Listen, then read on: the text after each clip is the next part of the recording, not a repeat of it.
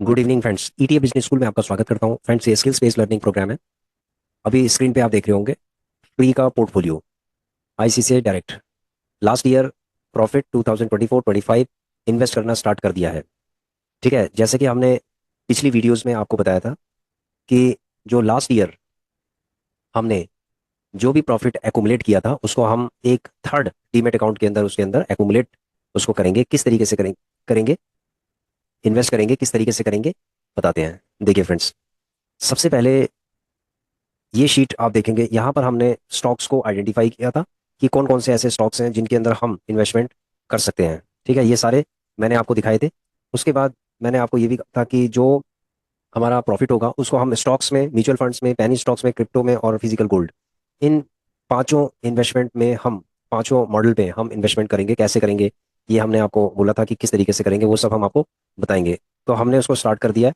तो सबसे पहले आप देख रहे होंगे फ्रंट में, आप देखिए जरा कि एम स्टॉक्स में 42,000 का हमने प्रॉफिट किया था। जीरोधा के अंदर हमने 82,000 का किया था, तो 1.24 लाख के आसपास हो गया था, जिसमें टैक्स जो लाइबिलिटी है वो 24,800 है। टोटल जो नेट प्रॉफिट आफ्टर टैक्सेस है वो है 99,200, जिसमें हमने 9,200 हमने आईसीसीआई डायरेक्ट के अंदर ट्रांसफर किया था, और उसके अंदर 10,000 हमारा पहले से ही था। तो आपको चलो हम दिखाते हैं अभी कि आईसीसीआई डायरेक्ट के अंदर जो हमारा प्रॉफिट वाला यानी रिस्क फ्री जो हमारा फंड है, ठीक है, उसको हम थर्ड डीमेट अकाउंट के अंदर डाल रहे हैं। तो आपको उसका हम पोर्टफोलियो भी दिखा देते हैं। देखिए फ्रेंड्स, ये है हमारा आईसीसीआई डायरेक्ट का।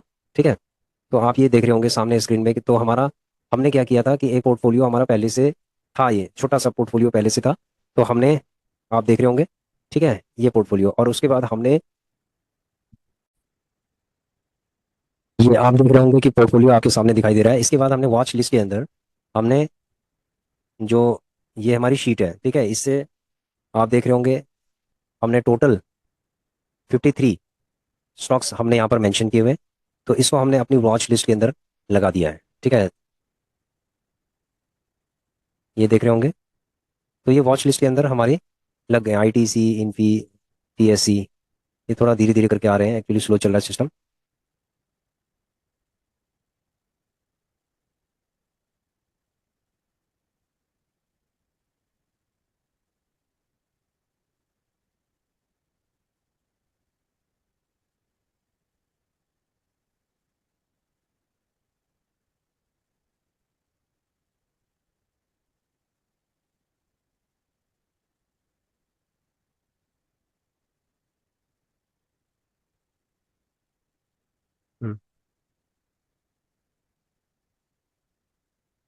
W4 W1,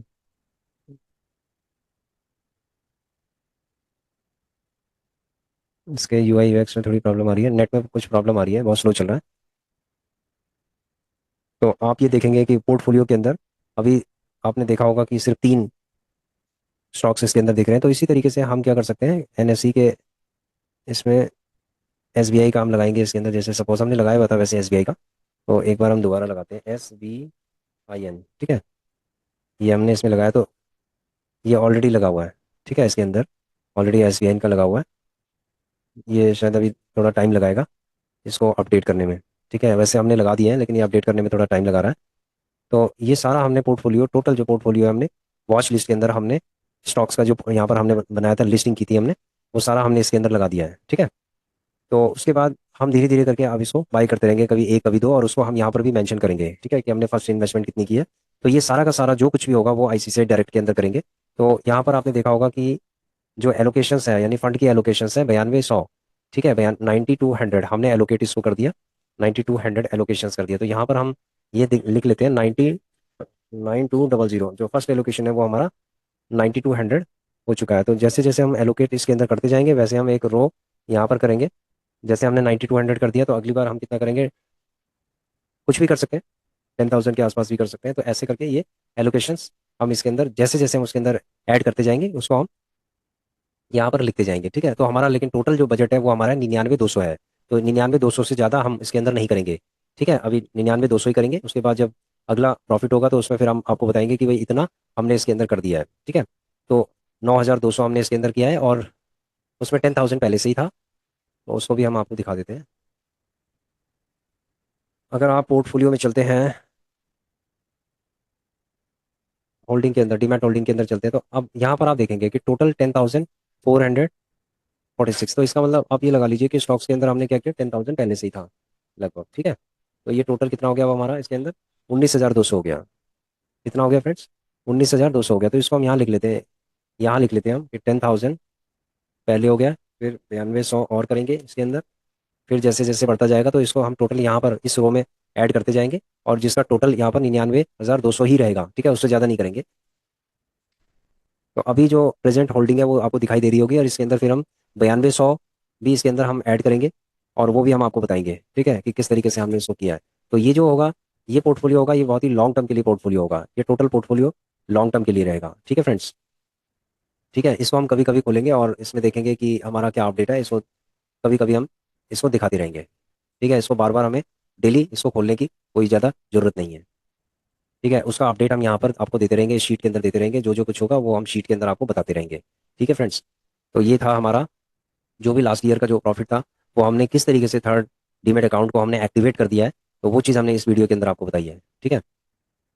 अब एक क्वेश्चन ये आता है कि सर इसके अंदर आपने जो प्रॉफिट का है, यानी 100% रिस्क फ्री तो इसको बना दिया है, लेकिन आप इसके अंदर किस रेशो में लेंगे, जो रेशो होगा वो किस तरीके का रेशो होगा। देखो, इस पर रेशो कुछ नहीं होगा, जो हमें लगेगा कि ये टेक्निकल इंडिकेशंस के हिसाब से ये लेने लायक है, ठीक है।